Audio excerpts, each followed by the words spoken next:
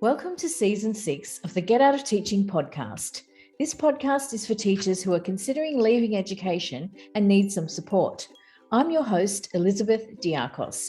I'm a career transition coach and the host of the Get Out of Teaching private membership community, where we support teachers with the resources they need to create a life they love. Find out more at www.getoutofteaching.com. In this season, we'll be speaking with former teachers who have set themselves up in business, as well as business coaches and solopreneurs who can inspire you as you plan your exit, especially if you've been thinking of creating your own business. But I also want to share something with you because many teachers from the United States want to escape the classroom, but have concerns about losing their health insurance. That's where Nate Beer, the insurance pioneer, can help.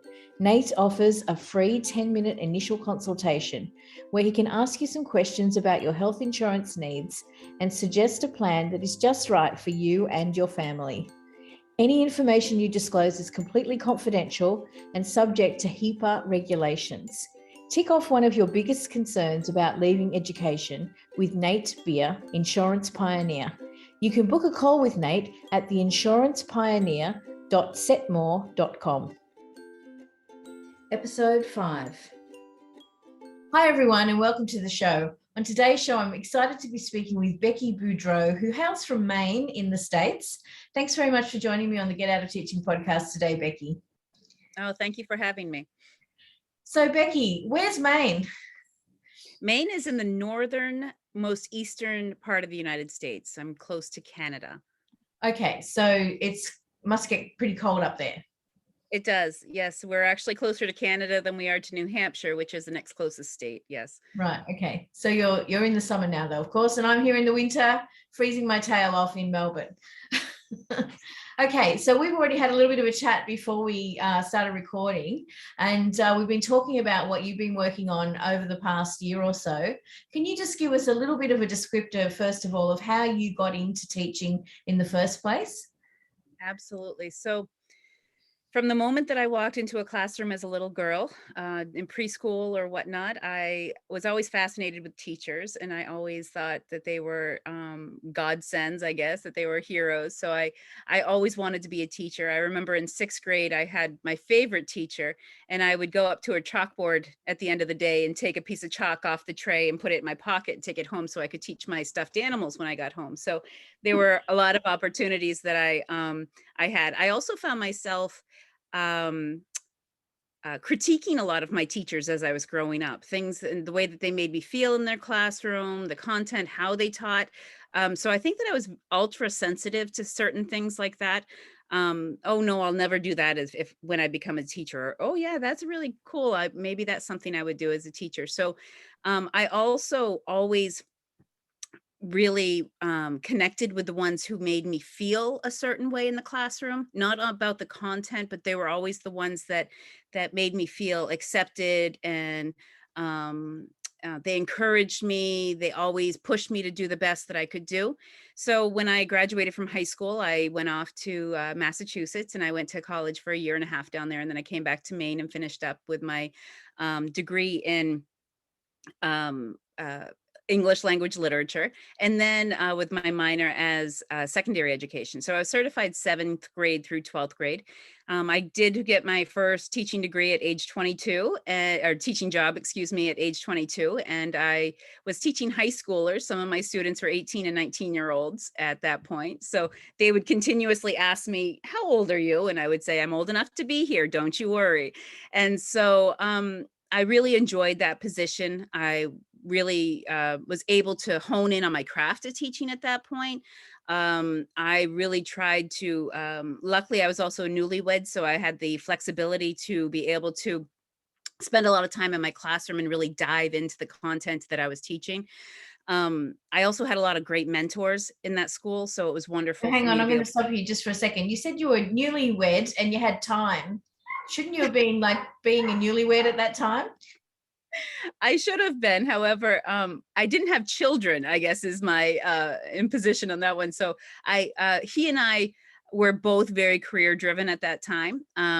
We knew that we had to achieve some of our goals throughout our younger lives before we moved on to having a family.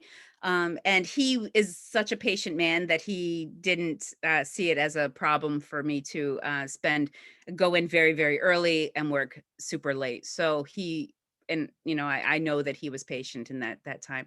So I did end up leaving that position after I did become pregnant with my first daughter, and I took a couple years off to raise my children.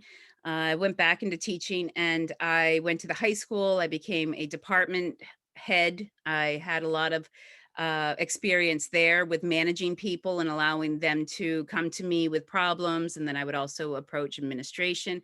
I also but I also felt as though there was still that struggle of all of this work that I was taking away from my family to be able to accomplish with 120 students. So I then decided to back off a little bit, and I went to a middle school. So I was teaching 5th grade through 8th grade at that point. I was the only English teacher in that school. The school only had 85 students, I believe, pre-K through 8. So there was very small. But I did have a lot of opportunities to learn about curriculum needs of that age level of students. And then, of course, the pandemic hit. So I was then teaching online, and I still really tried to make it a fun thing that the students wanted to engage in, so that they were having at least a somewhat face-to-face opportunity to see me and their peers. We would play games that were content-based, but we would also laugh and have a good time, because a lot of these students were still left at home alone throughout the day while their parents were working, or they were feeling isolated in that moment. So I really tried to make it an opportunity. And if we had to meet at a different time later on in the day, that's fine, let's meet. I wanted them to know that I was there for them. So after that, I don't know how the schools were in other areas of the country or even around the world, but my school decided that the teachers would be the ones leaving or circulating to the students. And I also, I'm very sensitive to heat. I was diagnosed with multiple sclerosis, so I know that that's something that I have to deal with. They wouldn't allow me to have a fan or any kind of circulation in my room, because they said that that would circulate the COVID. Oh, I had to wear a mask all day, which I also knew that would be an irritant to me. So I took it upon myself, and I said, I can't go back to the traditional classroom at this point. And so I did get an online teaching job, and I taught second graders online. They were homeschooled students for an agency. And after doing that for a year, I said, wow, this is really cool, but I miss the face to face. So I reassessed everything, and I said, I think I'm going to open my own learning center in my hometown.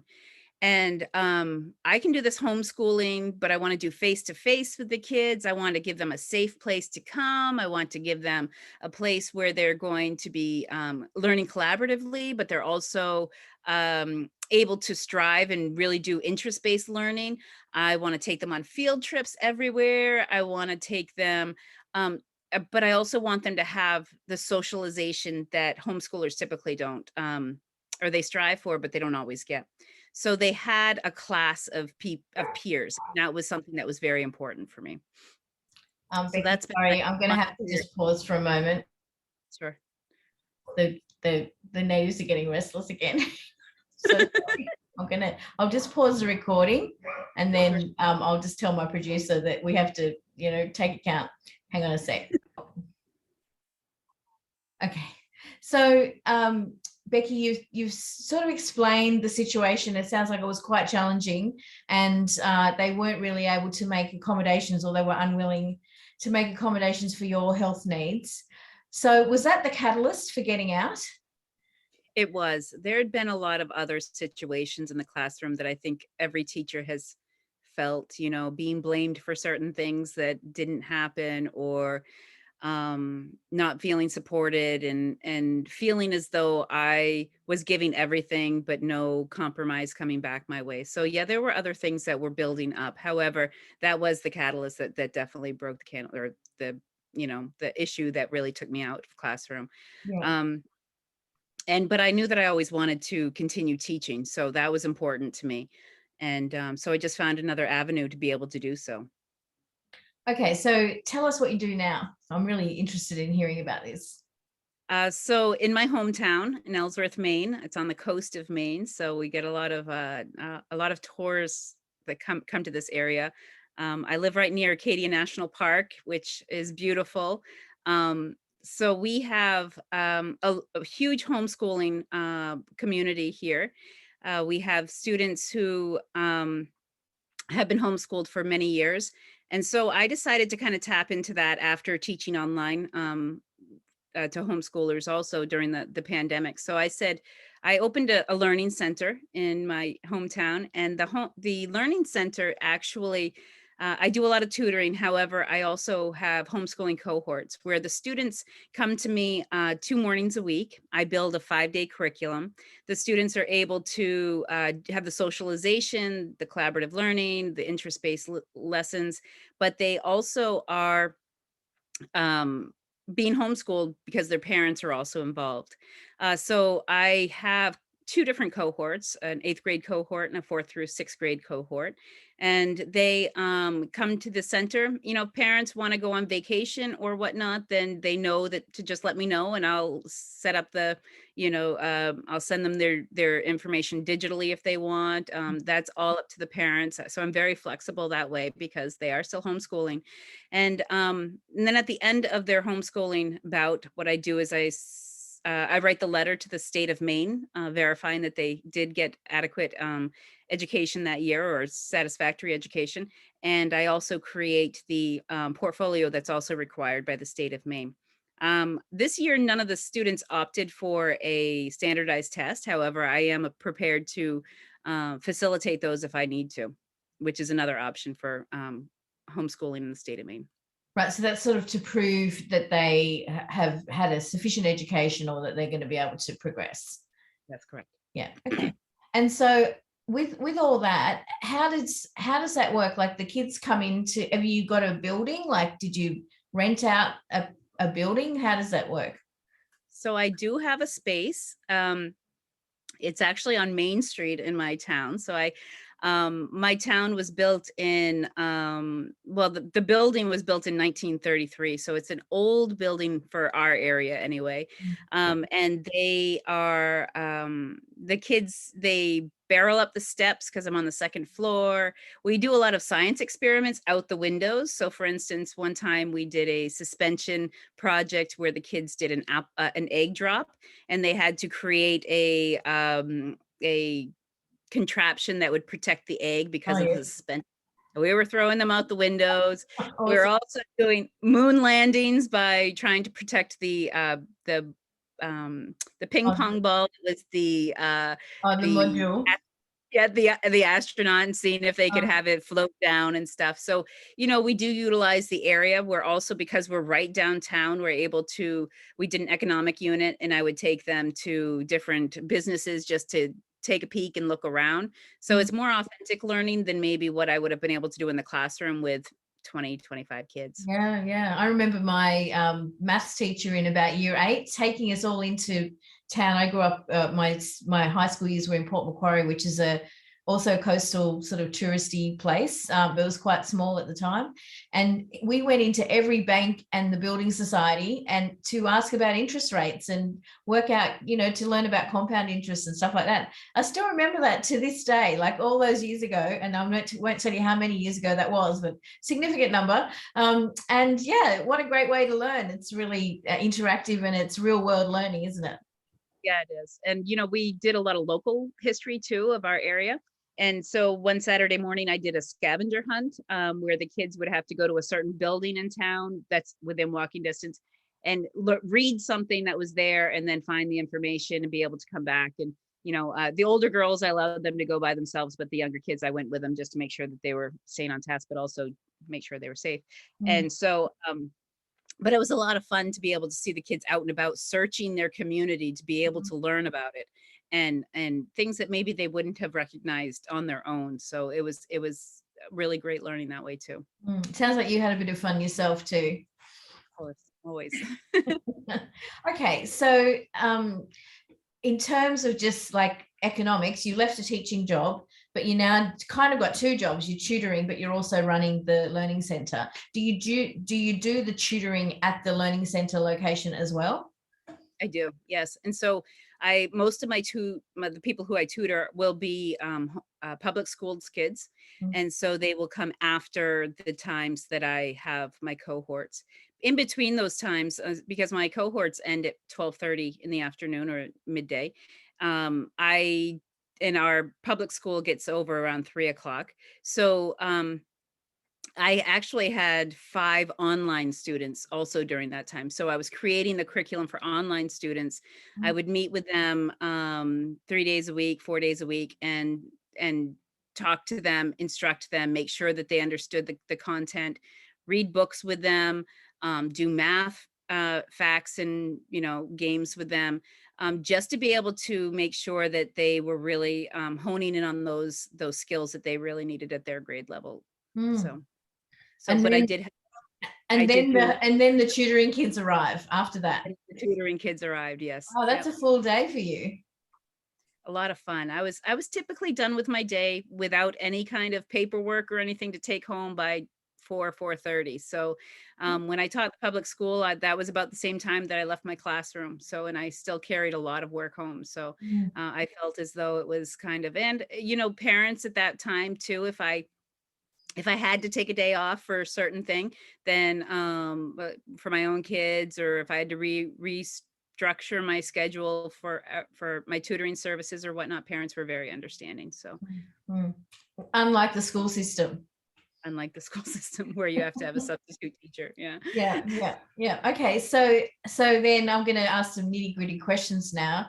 Is this viable? It sounds like you've got maybe 30 odd students. Is that about right?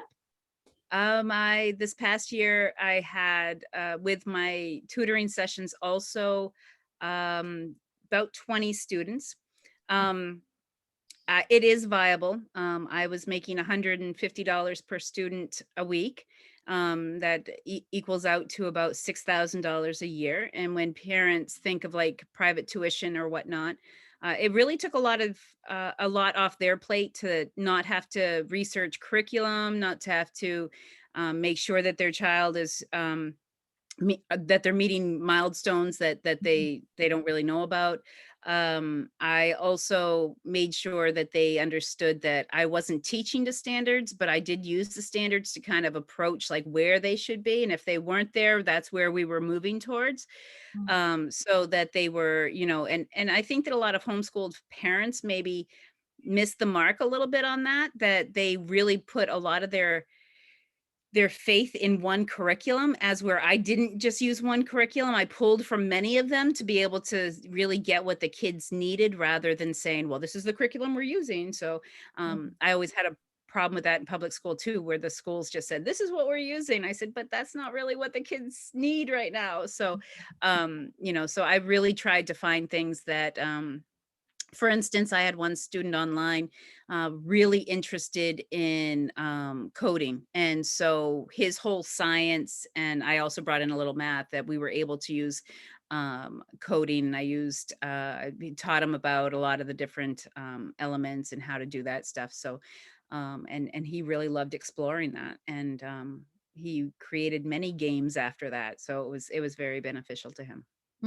So it sounds like you've had to really extend yourself too. If you're an English teacher and you're teaching coding, then there's a bit of growth there for you as well. Of course, yeah, and teaching 8th grade math. I mean, I I don't mind math. Math's not my strongest subject, but I did make sure that I was able to teach what I had to teach. And I haven't done linear equations since high school, and that was definitely something that I was like, okay, yeah, I remember this, I can do this. And it's Yeah. you know I always had to give myself a little bit of a pep talk, saying, yeah, you're okay, you can do this.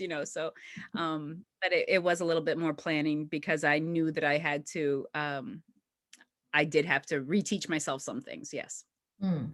So tell me, how did you pluck up the courage to start doing this? Because this is a big shift from being an employee, getting a regular income, having your health insurance tied up with your job, to setting up, renting out a space, all of the commitments that that requires and the conversations that you need to have to get to that point where you've actually got something, and presumably you had to also set up the space.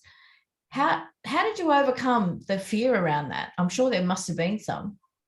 There was, and there's a lot of self-doubt too, except my husband kept telling me that, Becky, you are the talent of your classroom.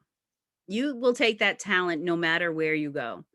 And I think as teachers, a lot of times they don't express to us enough that we are the talents of our classroom. We're performing all day long. We are putting forth our best efforts. And so when I really wanted to explore this option, I leaned on my support group, obviously, and I also leaned on my knowledge of what was happening. I took small steps. I was last year or the year before when I was teaching the second graders online. I really built up a clientele of people who I was tutoring, and all the way out of state. I mean, they weren't just local people; they were people that I was tutoring online too. So I knew that there was a need for that at that point. Parents were looking for additional help from teachers. So when that really panned out and was successful, I knew that okay, I'll take a shot. Luckily my landlord, he's great. It's just a month to month lease. So if it really didn't work out, I would have been like, okay, well, thanks. But I tried it anyway. But when the interest really, I did an open house. I also did a mail merger. So I did a bulk mailing through my community. I made a Facebook group and really threw it out there and said, hey, this is what I'm doing right now. And I think also word of mouth was very beneficial for me. I've had a lot of students in this area. I've had a lot of people grow up, and Mrs. Boudreau, I guess they used to always call me Mama Boudreau too. So it's, I was a fairly well-liked teacher. I like to think anyway. Yeah. And they, so, when people realized that, I know that it was something that it was a benefit for them to trust me with their kids because they knew that I was going to give my all. Yeah. Wow. Okay. And there was just something you just said then about, if it didn't work, that you could just end it all. Was that ever a likelihood? And also the other question I have is, how did you get your mailing list? Because if you're mailing your local community, how did you get that list? So there's a couple of questions. Sure. So it was never an option. I never felt like, oh my gosh, I need to get out. Like I didn't. It was, I loved it from the moment that the kids came through the door to the minute that they left. And I even remember one of my fifth grade girls, she got a little, she seemed to get a little teary-eyed the last day. And she's like, I've never been upset about school ending. She said, but I'm almost sad. And, so we really did, my tagline is where community becomes family. And so I really tried to, the kids sat on couches and it was a very relaxed setting. When we talked, it was more of, yes, we're going to take turns. We're going to respect each other's opinions. However, this is an open conversation. I want you guys to feel comfortable here. So with it being homeschool, it was, I remember a fourth grader looking at me, oh, Becky, I love your home. And I said, well, I don't live here. You realize that? And he's like, no, I know you don't, but this is so fun. And, they were able to have snacks. They were able to have, hot cocoa if they wanted to. It was, everything was very relaxed. And it was a place where they were free to explore and learn and fail if they needed to or wanted to, or however they wanted to be. I could tell very soon if one was having a bad day or whatnot, and we all encouraged. And so because the group was really small, it was wonderful that we were able to get to know one another so well. So no failure, like giving up was not an option for me. And so but another thing too, the mail merger in our town or even on any US postal service, you can go on their website and you can look up a certain area, and you need to provide postcards or whatever the mailing would be. And you can look in certain areas of how many houses you can put in, age ranges of certain people where they live. And so I did my local community, and it cost me a lot less to mail it through this mail merger process. And they will deliver to every single house in the area of where you purchase that delivery. So Wow. I did that a couple times. Yeah.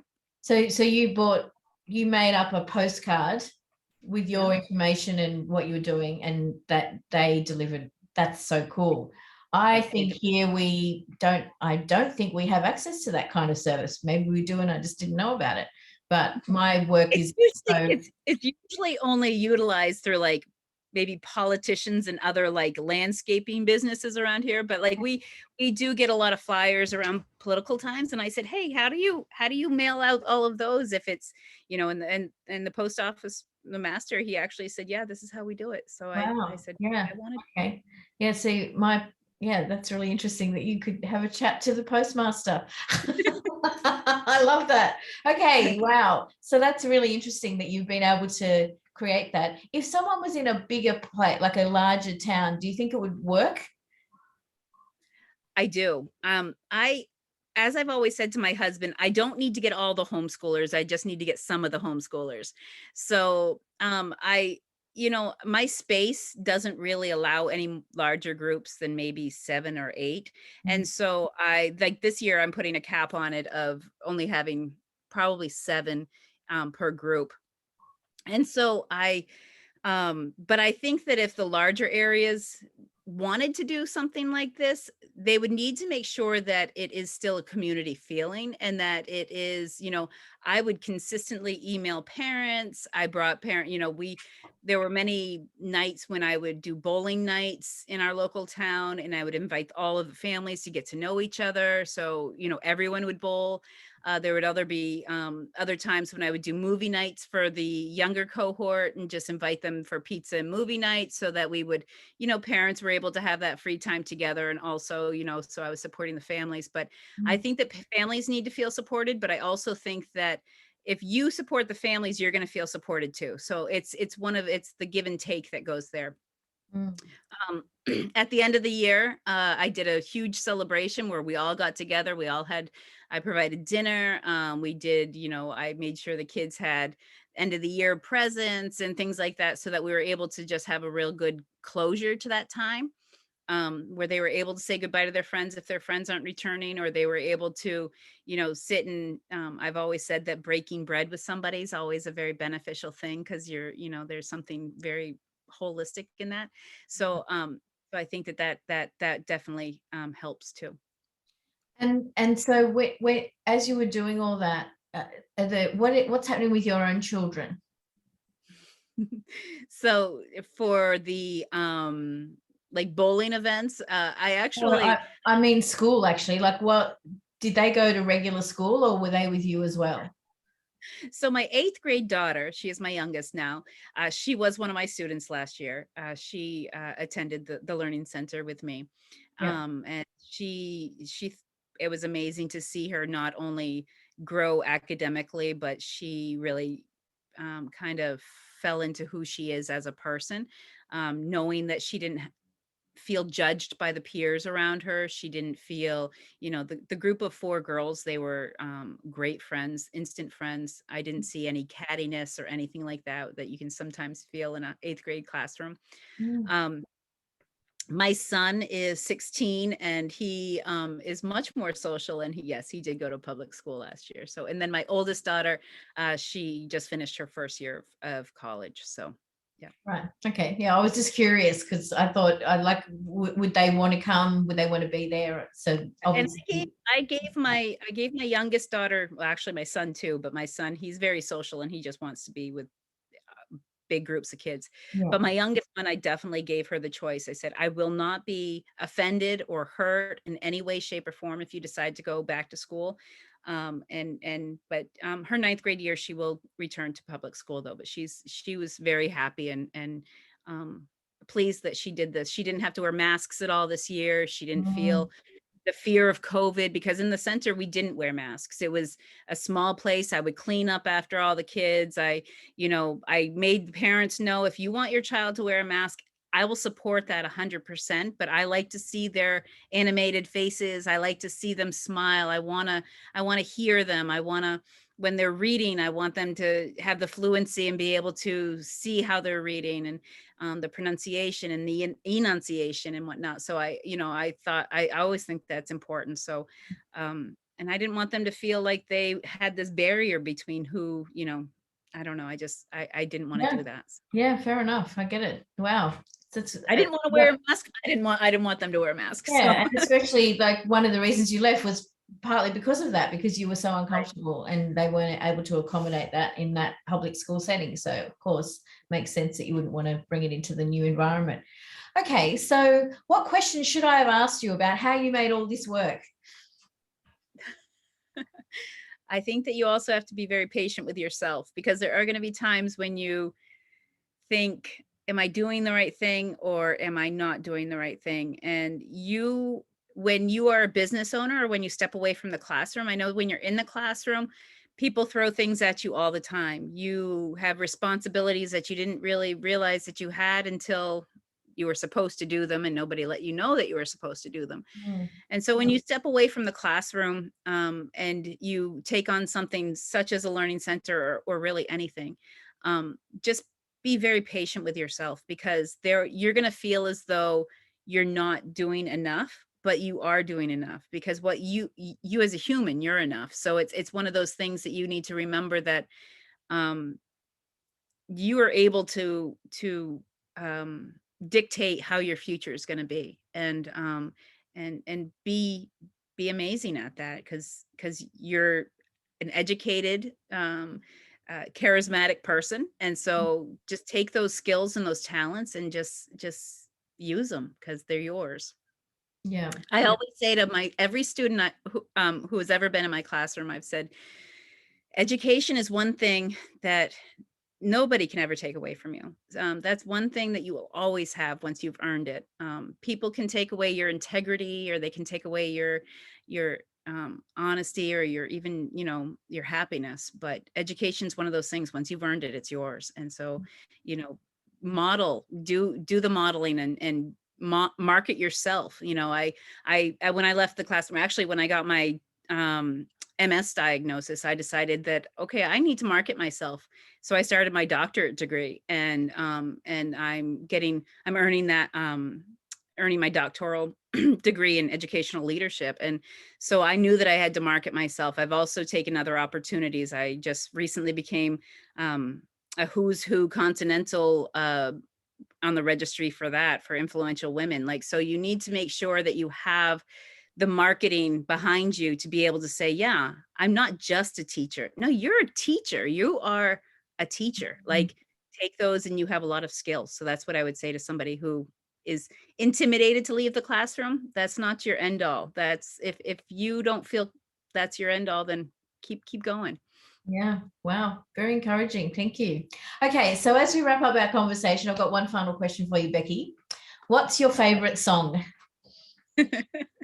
So this is one song that I usually walk on the treadmill to. It's also the song that I blast in my car when I have a rough day, or I just need to pick me up. But Bon Jovi sings "It's My Life," and one of the lines is, "It's now or never." So you might as well, I ain't gonna live forever, is what he says. So I'm definitely not gonna live forever, and I don't want to be looking back at my career or my life and say, I should have.